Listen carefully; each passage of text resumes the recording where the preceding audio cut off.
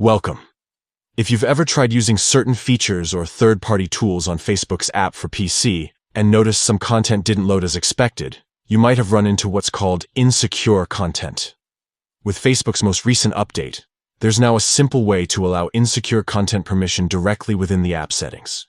Here's how to do it, step by step. First, open the Facebook app on your PC. Make sure you're logged in and on the main page. Look toward the top right corner of the app.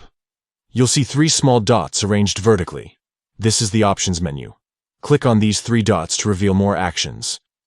From this menu, find and select App Info.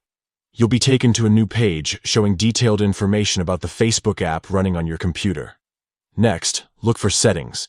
Click to enter the app's settings area, where you can customize how Facebook works for you. In this section, search for an option labeled More Settings and Permissions. Select it to reveal additional controls.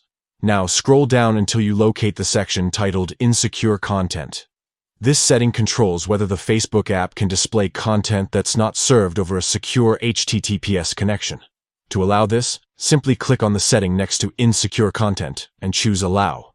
This immediately lets Facebook display mixed or insecure content within the app, which can be necessary for some games, videos, or embedded web pages that haven't updated their security protocols.